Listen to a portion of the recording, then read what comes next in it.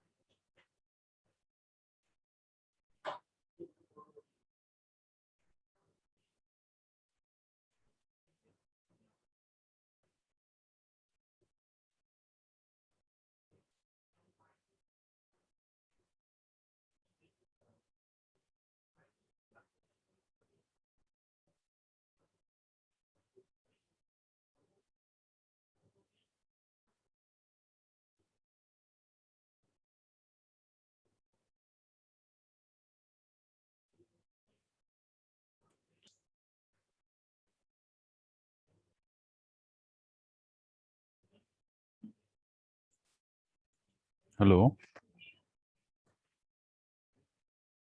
Hello. Yes, Mansi Khare. Am I audible? Yes, sir, you are audible.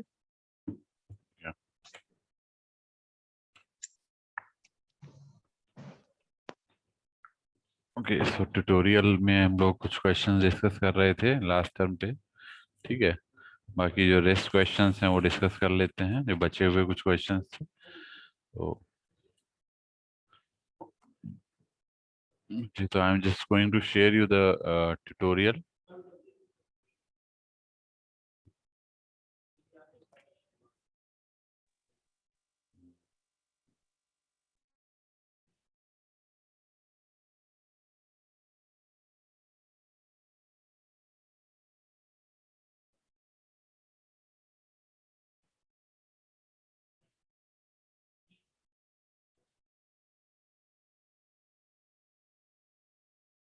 Okay, तो I am just sharing you the tutorial. ठीक है। And,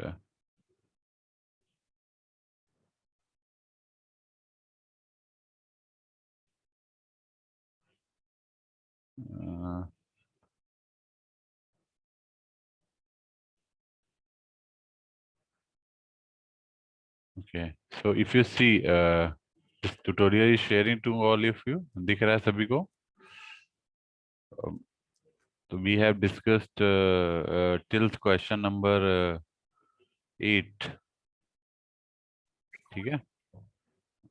कुछ question हमने discuss किया था लास्ट टाइम। ठीक है। क्लियर? तो क्वेश्चन नंबर 7 तक हो गया था आई थिंक। नहीं, मेरे ख्याल से 8 तक मैंने करा दिया था। ठीक है। हमें ये वाला क्वेश्चन मैं करा रहा था आपको। Define aperture and effective aperture of antenna if the gain of antenna is reduced to 1/4, तो what will be the effect on aperture? ये क्वेश्चन हम आपको करा रहे थे, तो ये मैं करा देता हूँ आपको। ठीक है, फिर से देखिए इसमें जो क्वेश्चन नंबर 9 है। ठीक है, ये हमारा क्वेश्चन चल रहा था। तो एग्जैक्टली जो इफेक्टिव एपर्चर होता है, ठीक है, एंटीना का सभी को पता होगा। एई से हम रिप्रेजेंट करते हैं। एई का जो है रिलेशन होता है गेन के फॉर्म। ठीक है। कोई बताएगा क्या रिलेशन होता है गेन के साथ, एंटीना गेन के साथ एई का इफेक्टिव एपर्चर का क्या रिलेशन है? Hello. What is the relation between effective aperture and gain? कोई बताएगा?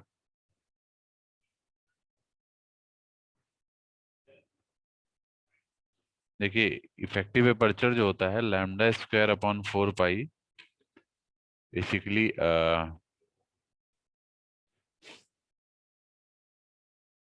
Lambda square upon 4 pi into gain, directive gain.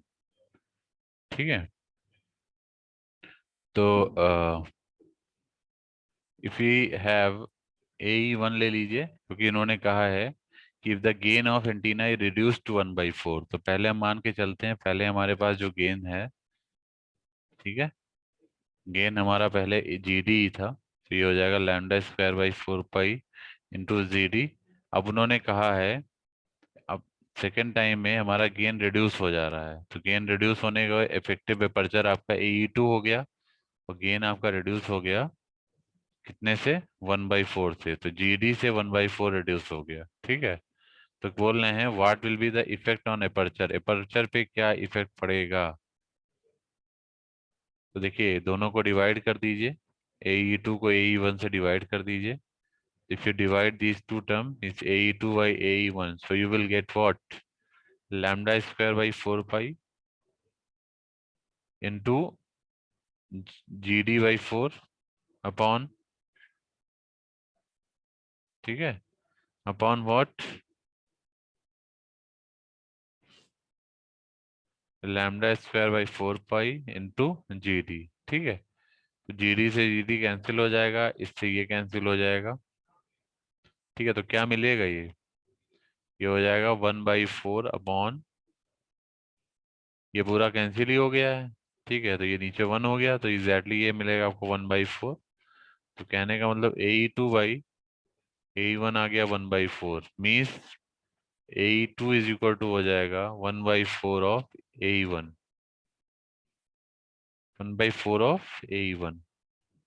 तो आप देख सकते हैं कि अगर गेन एंटीना का 1/4 टाइम्स रिड्यूस हो जाए, ठीक है, रिड्यूस हो जाए, तो जो इफेक्टिव अपर्चर होगा वो भी आपका 1/4 टाइम्स रिड्यूस हो जाएगा,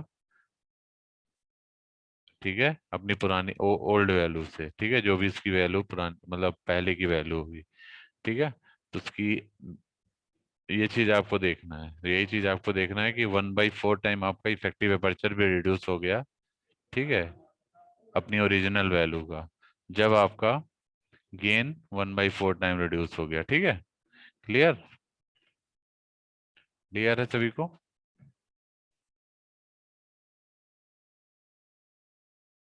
हम लोग आते हैं नेक्स्ट क्वेश्चन पे, ये सभी को क्लियर है। हेलो, ये क्वेश्चन सभी को क्लियर है।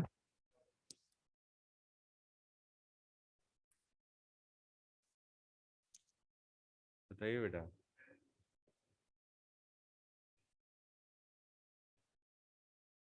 आवाज नहीं आ रही है किसी की, मैं पूछ रहा हूँ सभी को क्वेश्चन क्लियर है। Yes, sir. ठीक है, तो ये क्वेश्चन नंबर 9 था आपका, हो गया, ठीक है। इसको मैं रफ कर दे रहा हूँ। इसका जो नेक्स्ट क्वेश्चन है 10th वाला, state and explain the effective height of an antenna. तो इफेक्टिव लेंथ हमने आपको बताया है, ठीक है, that is your effective height. तो इफेक्टिव हाइट हमने आपको, इफेक्टिव लेंथ के बारे में हमने आपको बताया था क्या होता है, उसको एक्सप्लेन करना है, ठीक है। उसके बाद मैंने मैथमेटिकल फॉर्मुलेशन भी बताया है आपको, ठीक है। तो ये क्वेश्चन भी आपका हो गया ऑलमोस्ट। ये सब नोट्स में है क्वेश्चन, जो नोट्स हमने शेयर किया है क्लास के नोट्स, उसमें है, आप देख सकते हैं, पढ़ाया है मैंने, ठीक है।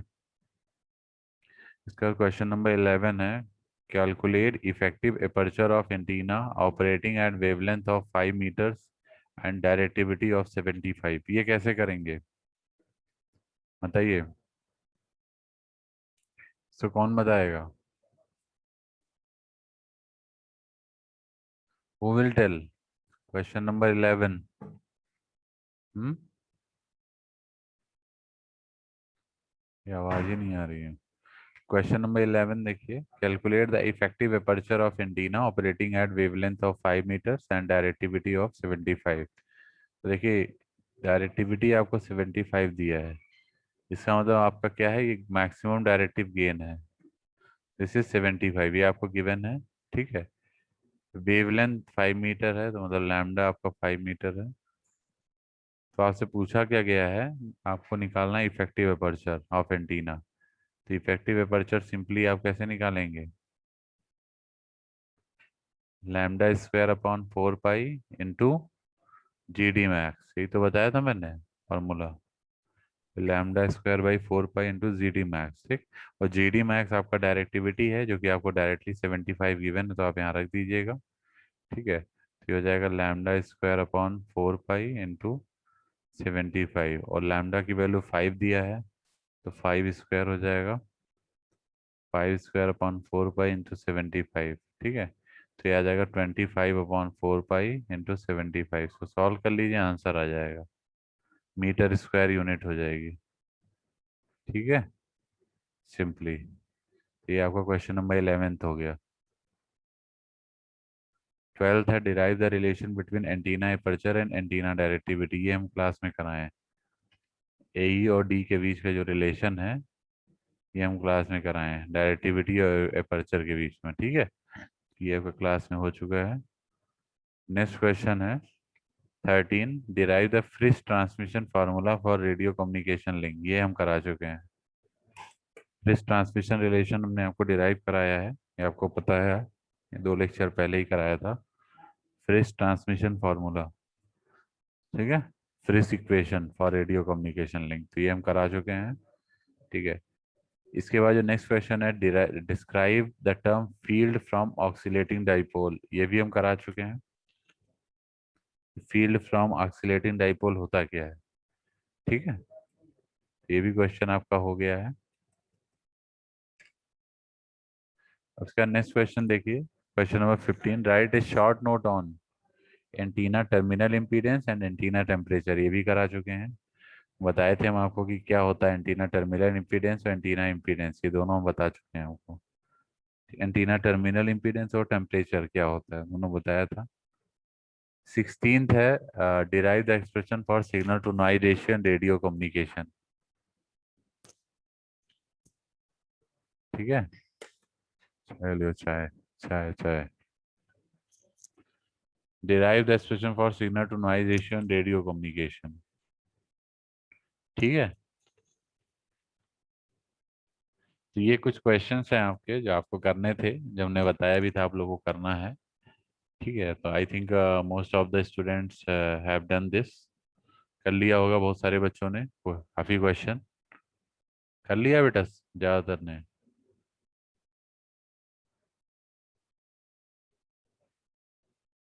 क्लास, आवाज नहीं आ रही है बेटा, हेलो। तो देखिए ये हमारा जो है ये कवर हो गया है सारा ट्यूटोरियल का क्वेश्चन। अब आप शॉर्ट आंसर टाइप क्वेश्चंस भी देख सकते हैं। शॉर्ट आंसर में भी हमने कुछ क्वेश्चन दिए हैं, जैसे define function of antenna, antenna क्या फंक्शन क्या है, ये सब हम पढ़ा चुके हैं आपको। फिर what is meant by antenna beam width, ये भी करा चुके हैं। फिर what is basic radiation equation for antenna, ये भी करा चुके हैं। रेडिएशन इक्वेशन हमने निकलवाई थी। फिर define maximum power gain of antenna, ये भी निकलवाए हैं, क्या होता है maximum power gain. What do you mean by isotropic radiator, ये बताएं कि आइसोट्रोपिक रेडिएटर वो रेडिएटर होता है जो ऑल डायरेक्शन में रेडिएशन पैटर्न देता है, ठीक है, इन ऑल डायरेक्शन। फिर what are different types of aperture. फिर what is the role of radiating antenna in radio transmission. फिर what is mean by cross field.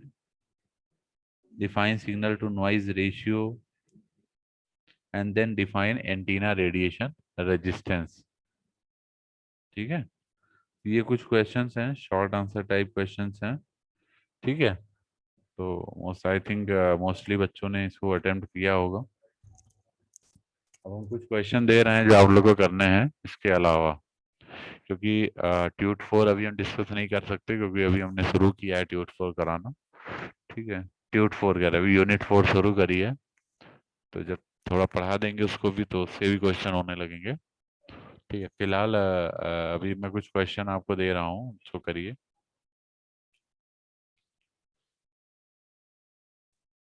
सभी को क्लियरली मतलब ये आवाज आ रही है मेरी, इसमें कोई दिक्कत तो नहीं है। आ रही है सर। हाँ, तो कुछ क्वेश्चन दे रहे हैं, उसको करिए, ठीक है। ओके, पहला क्वेश्चन लिखिए सभी लोग, मैं दे रहा हूँ इसमें।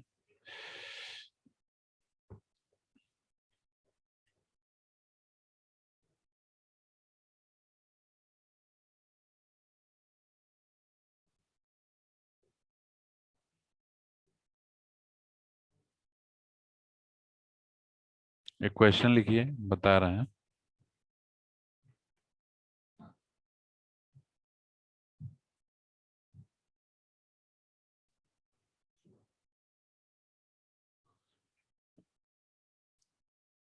Find the radiation resistance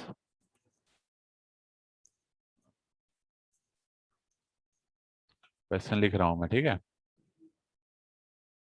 find the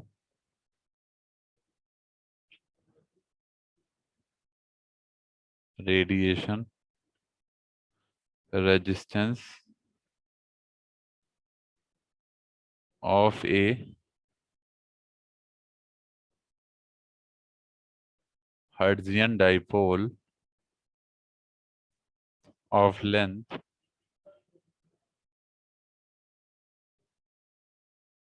Hertzian dipole of length lambda by 40 lambda by 60 and lambda by 80। ठीक है, इसको सॉल्व करिए जरा। हेलो, क्वेश्चन दिख रहा है सभी को? क्वेश्चन दिख रहा है सभी को? Yes, sir. इसको जरा सॉल्व करिए। आज ही मैंने बताया था कि हर्ट्जियन डाइपोल अगर है तो रेडिएशन रेजिस्टेंस की वैल्यू क्या रखनी, फार्मूला क्या रखना है, बताया था ना।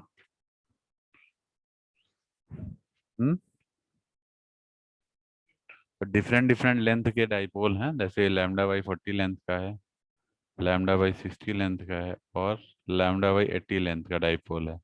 तो तीनों के लिए अलग अलग आपको रेडिएशन रेजिस्टेंस निकालना है, ठीक है। तो जरा इसको सॉल्व करिए।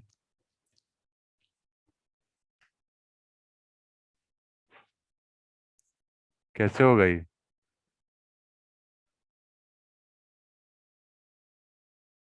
हम्म, क्या होता है रेडिएशन रेजिस्टेंस हर्ट्जियन डाइपोल का?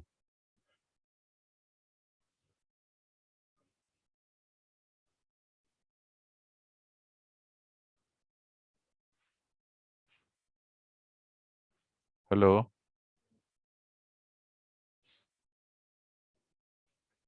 आवाज आ रही है मेरी?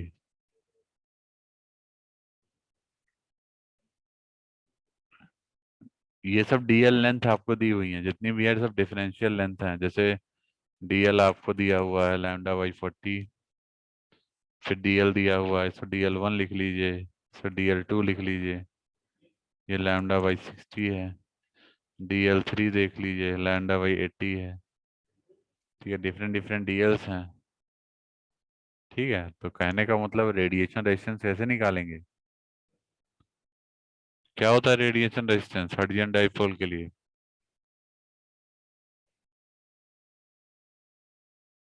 हम्म,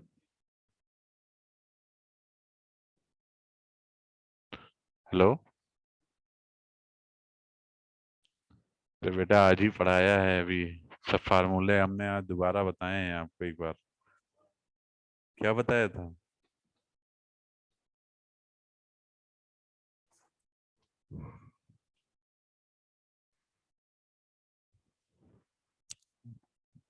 कोई रिस्पॉन्स क्यों नहीं कर रहा है? हेमंत जायसवाल है? हेमंत, ईशा श्रीवास्तव,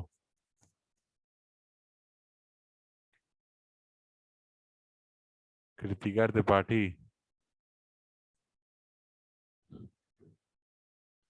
मीमांसा, Yes, sir. सॉरी माही श्रीवास्तव।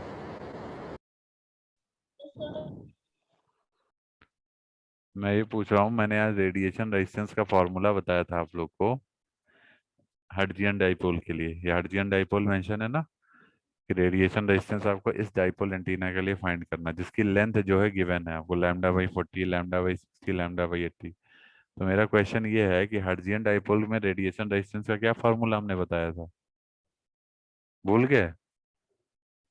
ये देखिए, ये देखिए, इसमें मैंने बताया है आप लोग को। ये देखिए हर्ट्जियन डाइपोल है ये, देखिए इसको, हर्ट्जियन डाइपोल है। क्या लिखवाया रेडिएशन रेजिस्टेंस का फॉर्मूला? ये टोटल पावर बताया था, ये रेजिस्टेंस बताया था, क्या बताया है? 80 pi square DL upon lambda का होल स्क्वायर। हाँ, तो फिर यही रखना है आपको, 80 pi square DL by lambda का होल स्क्वायर, यही तो फार्मूला है। तो इसमें इतना, इसलिए हमने आज ये सब चीजें आप लोग को डिटेल में बता दी थी कि इससे कोई दिक्कत ना हो, ठीक है। ये आपका क्या है, 80 पाई स्क्वायर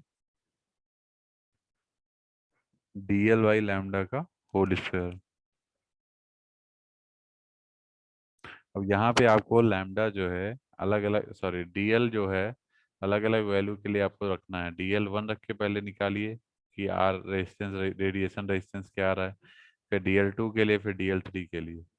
तो आप पहले निकालिए रेडिएशन रेजिस्टेंस फर्स्ट के लिए, that is 80 pi square DL1 by lambda का होल स्क्वायर। ये कितना आएगा?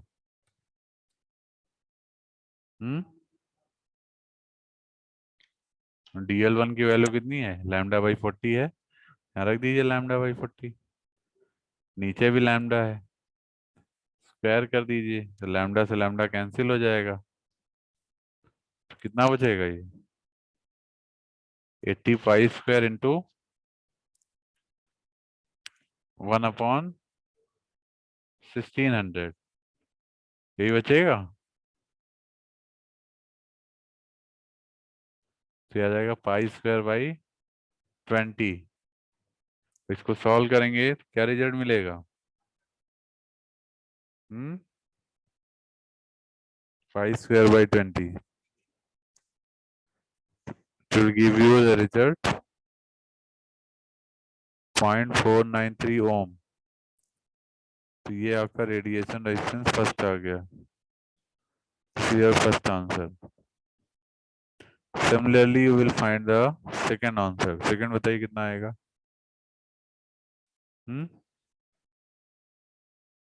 सेकंड में कितना आएगा, सॉल्व करिए।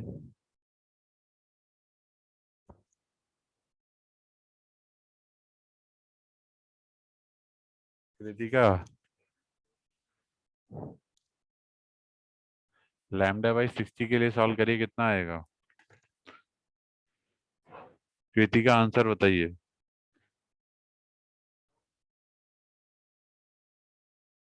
हेलो,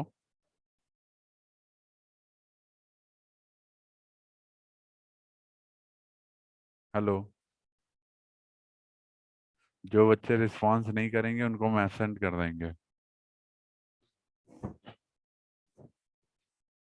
सर एक सेकेंड। सॉल्व करिए इसको, ऐसे ही सॉल्व करना है, इसमें बस DL1 की जगह DL2 आ जाएगा, रेडिएशन रेजिस्टेंस सेकंड आ जाएगा। कितनी आएगी जीरो फिर? पॉइंट टू वन 0.219 ओम, ठीक है, रख दिए 0.219 ओम, ठीक आ रहा है, करेक्ट है। नेक्स्ट के लिए सॉल्व करिए। मीन्स आपका जो रेडिएशन रेजिस्टेंस सेकंड आ रहा है,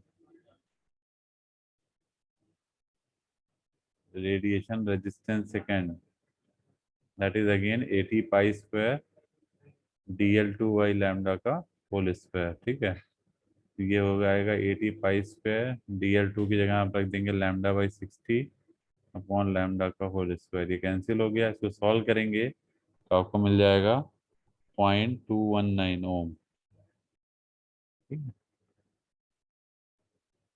सिमिलरली थर्ड वाले के लिए बताइए, लैम्डा बाई 80 के लिए। सर 0.1234। ठीक है, 0.1234, करेक्ट। ये हो जाएगा 80 pi square DL3 by lambda का होल स्क्वायर। तो भी सॉल्व कर लेंगे, 80 पाई स्क्वायर DL3 की जगह लैम्डा बाई 80 रखेंगे, यहाँ भी लैम्डा है, सॉल्व करेंगे तो ये आ जाएगा 0.123 ओम। तो दिस इज अनदर आंसर। तो ये एक आंसर हो गया, ये आंसर हो गया, और ये आंसर हो गया, ठीक है। तीन आंसर हमारे हो गए, ठीक है। नेक्स्ट क्वेश्चन लिखिए।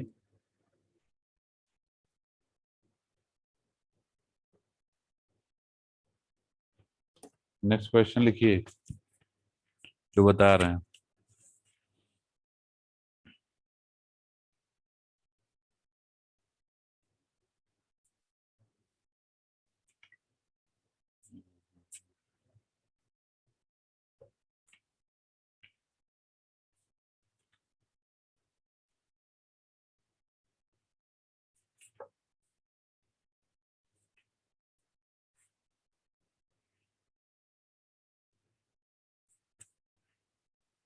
बोले बेटा।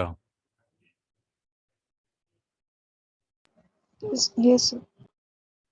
ठीक है।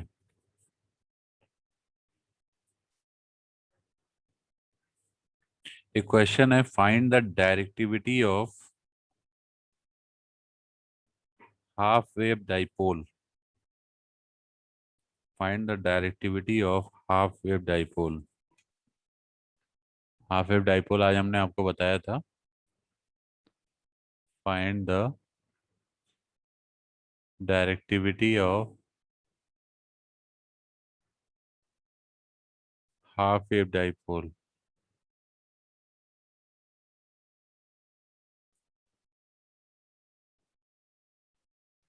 ठीक है, ये क्वेश्चन है। तो कैसे निकालेंगे इसको, डायरेक्टिविटी हाफ वेव डाइपोल की? डी निकालना है आपको, इसी को डायरेक्टिविटी बोलते हैं। और डी का मतलब होता है जी डी मैक्स। सिंपल वर्ड में कहेंगे तो इसको मैक्सिमम डायरेक्टिव गेन बोलेंगे। This is what, this is your maximum directive gain.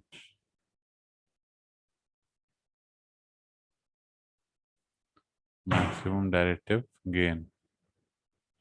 ठीक है, कैसे सॉल्व करेंगे इसको? एक रिलेशन है जो कि field intensity, electric field intensity को रिप्रेजेंट करता है in case of half wave dipole. ठीक है, तो वहां से हम लोग स्टार्ट करेंगे। ठीक है, you know that, we know that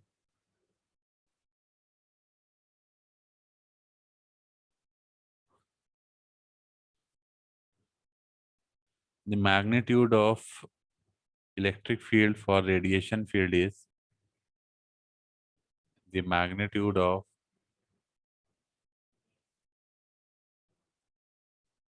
E for radiation field is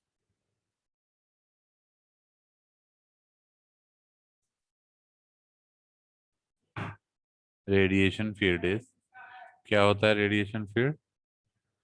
that is E theta is equal to 60 Im upon R, 60 Im upon R cos pi by, actually derivation से आया है ये टर्म, तो derivation नहीं करना है हमें। ठीक है, upon sine theta V by M, V volt per metre. ठीक है, ये होता है 60 Im/r cos π/2। ये actually magnitude of electric field है फॉर रेडिएशन फील्ड। क्लियर? तो इसमें जो थीटा है, theta is exactly what, 90 degree. ठीक, so put theta is equal to 90 degree. ठीक है, एज पर द कंडीशन। तो आपको जो ई थीटा मिलेगा 60 Im/r, ये पूरा टर्म क्या हो जाएगा, cos 90 विल बी 0। ठीक है, या आप ऐसे समझ लीजिए, इन जनरल ये जो पूरा टर्म है ये सब जीरो हो गया। ठीक है, क्या हो गया, जीरो हो गया। ठीक है ना, क्लियर है बेटा? अगर हम जीरो नहीं, तो इसको हम सॉरी जीरो नहीं बोलेंगे बल्कि वन कहेंगे, क्योंकि ये हमारा जो मैग्नीट्यूड है, इस मैग्नीट्यूड अगर हम देखें तो यही है हमारा, हमें मैग्नीट्यूड से ही मतलब है। This is your magnitude term. बाकी ये फेजर एंगल पार्ट है। ठीक है, दिस इज योर मैग्नीट्यूड। तो हमें एक्चुअली मैग्नीट्यूड से ही मतलब है। ठीक है, if you take the magnitude of this, so you will get E theta is equal to, for calculation purpose we will don't put the value of angles. फिर हमें angle से मतलब ही नहीं है, हमें मैग्नीट्यूड ही देखना होता है। तो ये आपका मैग्नीट्यूड पार्ट है, this is the magnitude part. ठीक है। सो ये बल्कि मैक्सिमम मैग्नीट्यूड कह सकते हैं, नॉट मैग्नीट्यूड। चलिए मैग्नीट्यूड ही लिखा रहने दीजिए। तो ये ई थीटा जैसे हमारा ये है, ठीक है, as per the relation clear for the half wave dipole. तो अब इसमें आपको क्या करना है, 60I/r होता है, ठीक है। आपको क्या गिवन है, क्या चीज पता है, जैसे रिसीव्ड पावर पता है, ठीक है, but received power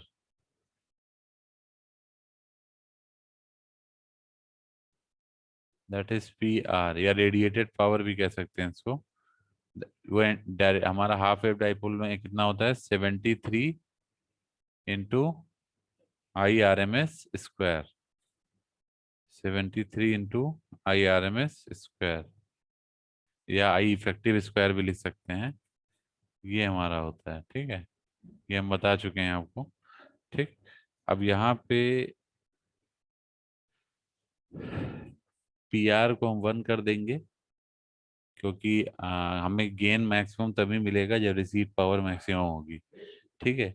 so you can say PR for PR is equal to 1 watt, PR is equal to 1 watt, your E theta will be 60 IM/R है, तो 60/R एक तरफ कर दीजिए, और IM को हम लिख सकते हैं कितना, IM को क्या लिख सकते हैं जी, दिस इज योर, कोई बताएगा।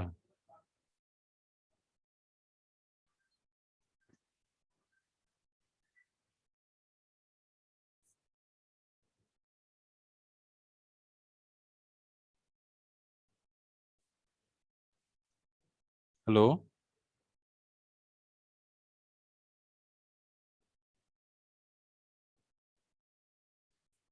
इसको हम लोग 1/√73 लिख सकते हैं, क्योंकि देखिए रिसीव पावर ये है, दैट इज 1 वाट, ठीक है। और तो हमारा ये, और हमने एक्चुअली जो हमारा रेडिएटेड पावर है, दिस इज 73 I RMS² है, ठीक है। तो अगर हम देखें,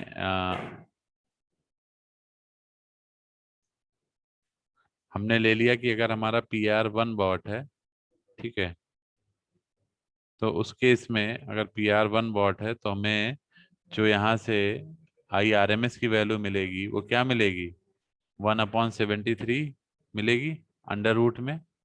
मिलेगी नहीं मिलेगी, बताइए, 1/73 मिलेगी। Yes sir. ठीक है, तो हम ये वैल्यू यहाँ रख सकते हैं, बल्कि इसको जो है,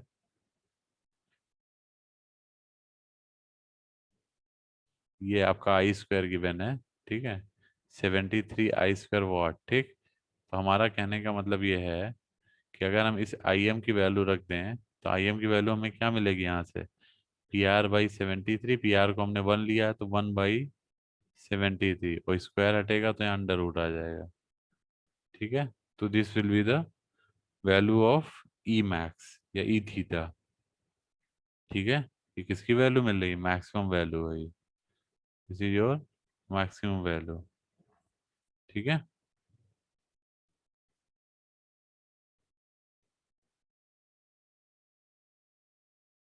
क्लियर है।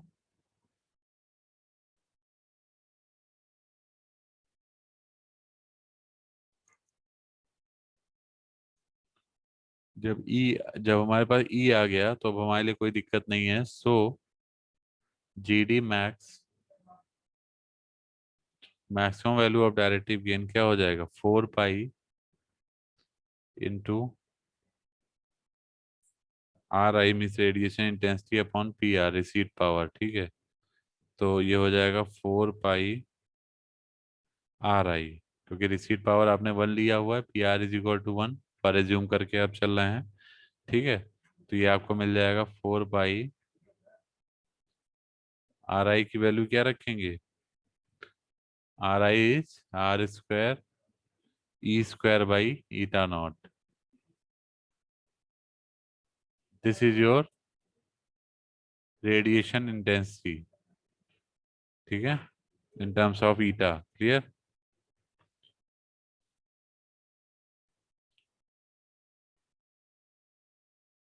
ठीक है ना। यस और सर।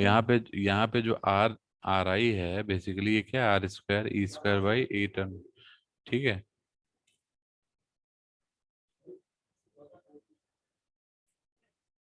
तो ये आपको मिल जाएगा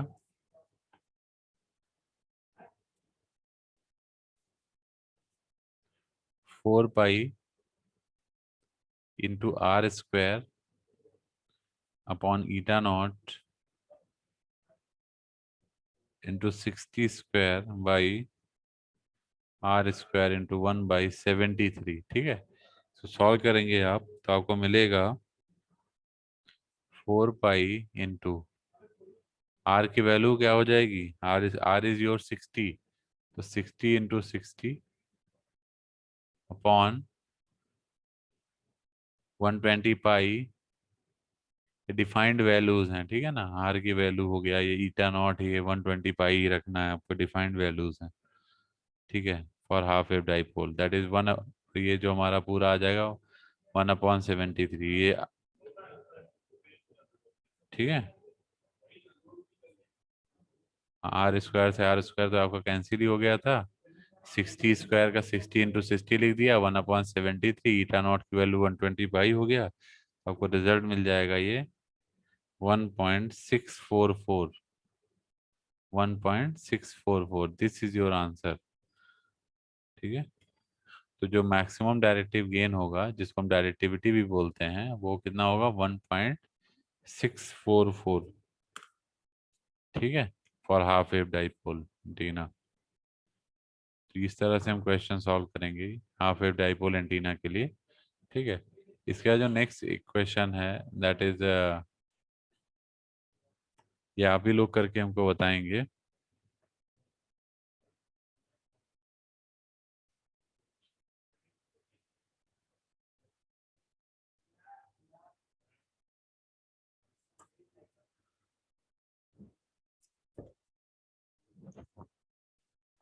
क्वेश्चन हम दे रहे हैं बेटा, वे लोग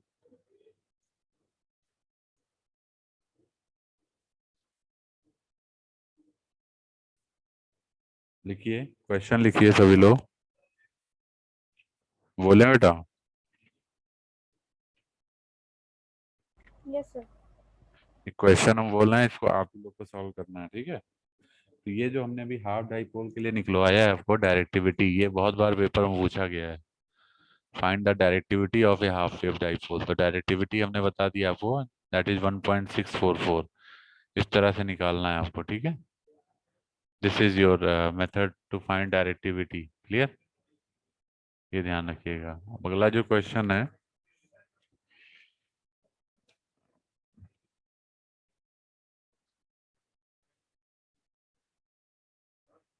N antenna receives maximum power, देखिए, an antenna received a maximum power of 2 microwatt from a radio station. An antenna receives a maximum power of 2 microwatt from a radio station. मैं लिख देता हूँ यहाँ पे, an antenna receives a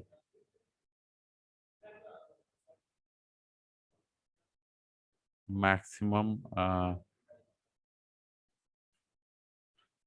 power of 2 microwatt, 2 microwatt from a radio station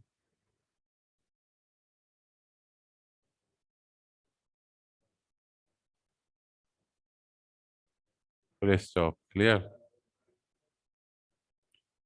Calculates its maximum effective area. Calculate its maximum effective area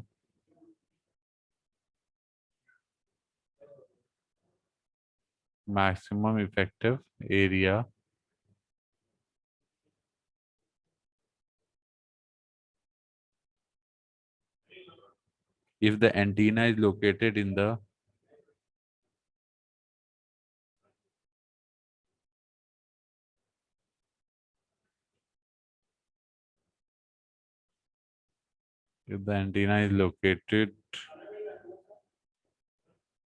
in the far field of the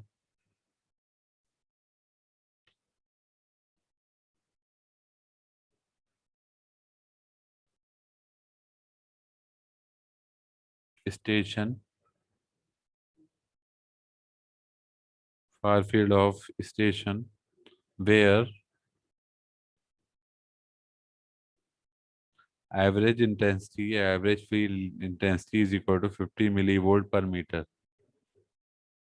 ठीक है, solve करिए जरा इसे, कैसे करेंगे इसको?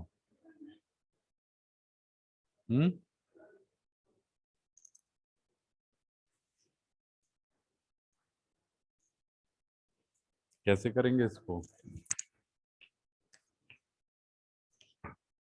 कोई बताएगा?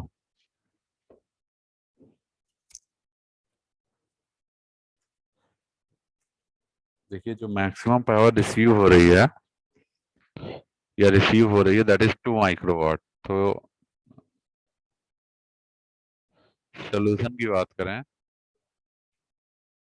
जो रिसीव पावर है मैक्सिमम कितनी है? 2 माइक्रोवाट।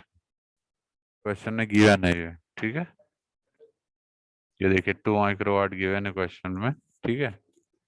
और एवरेज पावर डेंसिटी आपको पता है क्या होती है, ये तो गिवन हो गया। And average power density is given bye